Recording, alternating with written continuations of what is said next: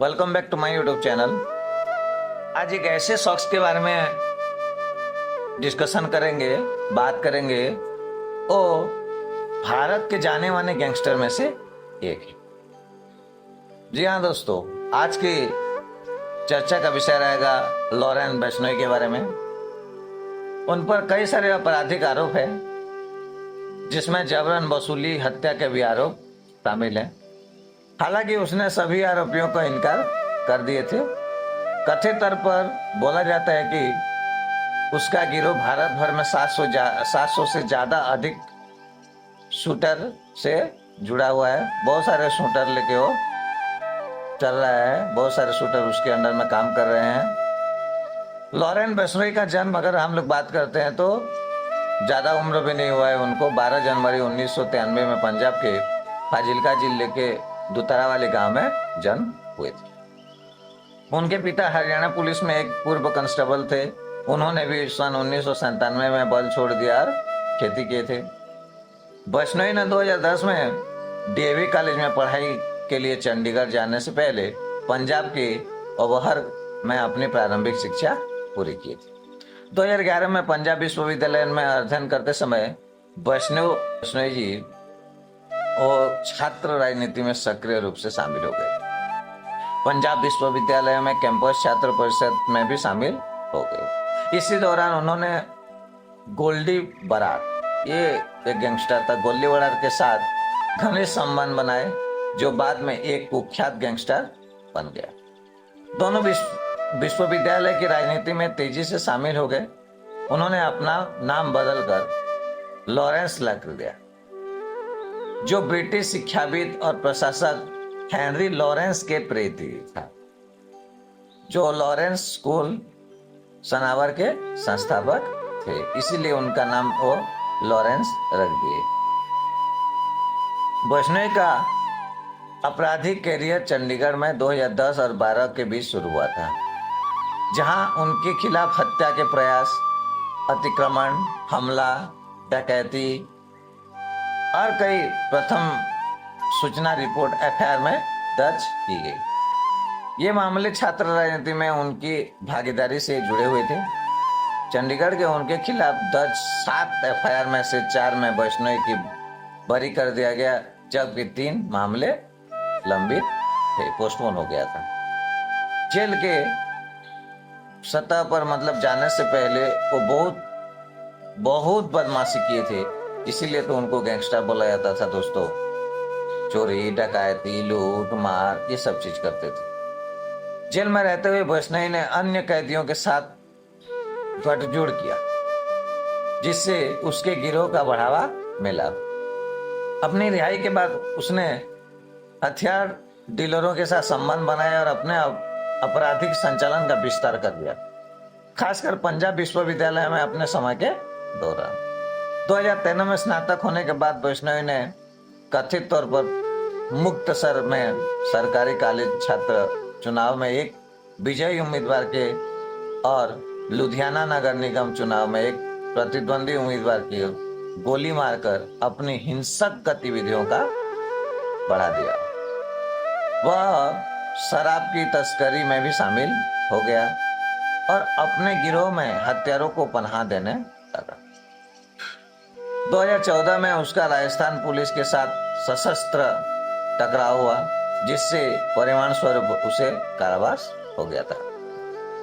और उनके जीवन का और एक हिस्सा के बारे में अगर हम लोग चर्चा करते हैं, रॉकी और भरतपुर जेल से जुड़ा।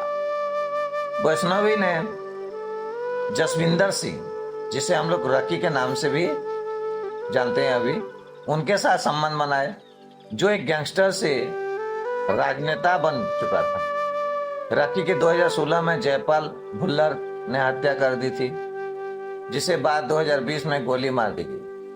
बिश्नोई ने कथित तौर पर जेल कर्मचारियों की सहायता से भरतपुर जेल से अपने जितना भी आपराधिक सिंडिकेट को वहीं जेल के अंदर से संचालित करना जारी रखा था।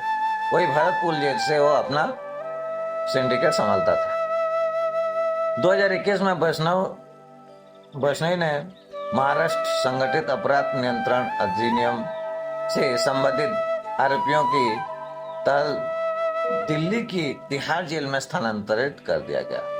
वैष्णवी जी 2015 से वो जेल में है, तो 2021 में उनको मतलब महाराष्ट्र के जो संगठित अपराध नियंत्रण अधिनियम है उसके तहत उनको दिल्ली के तिहाड़ जेल में शिफ्ट कर दिया गया। अधिकारियों ने बताया कि वैष्णवी ने अपने सहयोगियों के साथ संवाद करने के लिए वॉइस ओवर आईपी कॉल का उपयोग कर रहा था।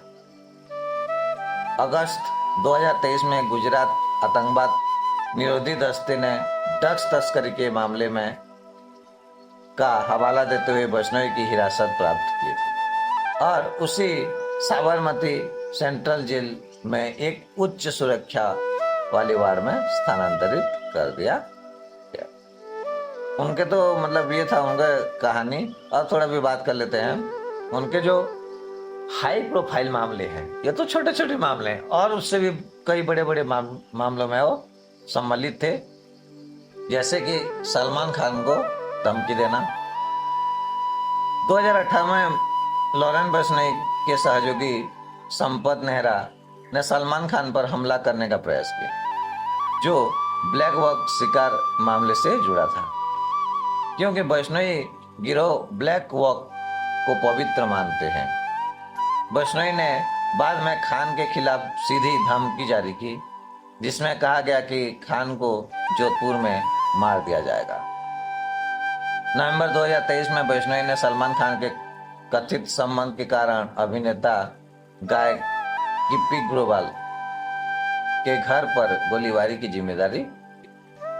ग्रेवाल ने खान के साथ किसी भी तरह की दोस्ती से इनकार किए थे। ये तो था सलमान खान के साथ उसका झगड़ा झमेला। उसके साथ साथ तो सिद्धू मूसेवाला की हत्या, ये सबसे अहम मैटर था वैष्णवी का। 29 मई 2022 को अगर हम लोग चर्चा करते हैं तो पंजाबी गायक जो सिद्धू मूसेवाला की पंजाब के मानसा में हत्या कर दी। वैष्णवी की सहयोगी गोल्डी बरार ने वैष्णवी के साथ मिलकर हत्या की साजिश रचने की जिम्मेदारी ली। उस समय वैष्णवी तिहाड़ जेल में हिरासत में था, लेकिन पुलिस ने उसके गिरोह को गोलीबारी से जोड़ दिया। देखो जेल के अंदर भी रह के भी कितना बड़ा बड़ा कांड करता था वो इंसान। अभी तो जेल में है। हत्या के बाद वैष्णवी ने पंजाब पुलिस द्वारा संभावित फर्जी मुठभेड़ से सुरक्षा का अनुरोध करते हुए दिल्ली उच्च न्यायालय में याचिका दायर की। बाद में उन्होंने दिल्ली उच्च न्यायालय और पंजाब और हरियाणा उच्च न्यायालय दोनों से अपनी याचिकाएं वापस ले लिए थे। उसके बाद देखिए सुखदुल सिंह की हत्या। देखो कितना बड़ा बड़ा कांड में इंटरनेशनल क्रिमिनल है।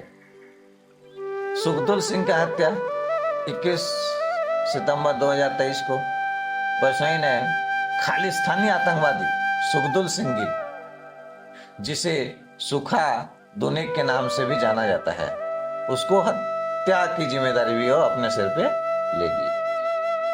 उसके साथ साथ सुखदेव सिंह की गोलामेड़ी की हत्या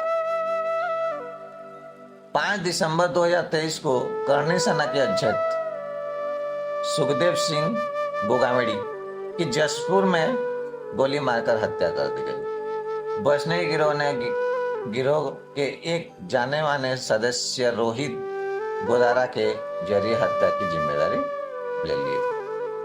उसके साथ साथ और एक उनका आरोप है बाबा सिद्दीकी की हत्या। वैष्णवी गिरोह ने सलमान खान के साथ साथ उनके घनिष्ठ संबंधों का हवाला देते हुए महाराष्ट्र के पूर्व कैबिनेट मंत्री बाबा सिद्दीकी की 12 अक्टूबर 2024 को हुई हत्या की जिम्मेदारी भी ले ली थी। अभी हुआ है 12 अक्टूबर 2024 को, मतलब बाबा सिद्दीकी के भी हत्या। मुंबई पुलिस ने वैष्णवी की हिरासत हासिल करने की कोशिश की, लेकिन दंड प्रक्रिया संहिता की धारा 268 के तहत एक आदेश के कारण उन्हें हिरासत में लेने से मना कर दिया गया। ये अभी की रिसेंट जो अभी चल रहा है ट्रेंडिंग पे, तो लॉरेंस वैष्णव की इसी बात पर अभी चल रहा है चर्चा, उसका एक लाएंगे ही वीडियो।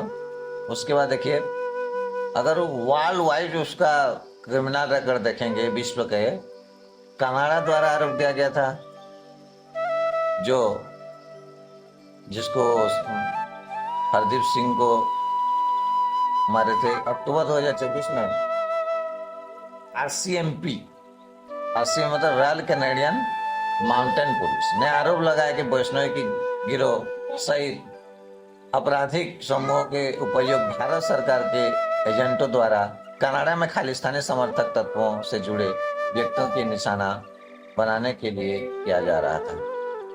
वॉशिंगटन पोस्ट ने बताया कि भारतीय राष्ट्रीय सुरक्षा सलाहकार अजीत डोभाल ने सिंगापुर में अपने कनाडाई समकक्ष से मुलाकात की, जहां कनाडाई अधिकारियों ने भी वैष्णव गिरोह को खालिस्तान समर्थक नेता हरदीप सिंह निज्जर की हत्या से जोड़ने का सबूत पेश किया।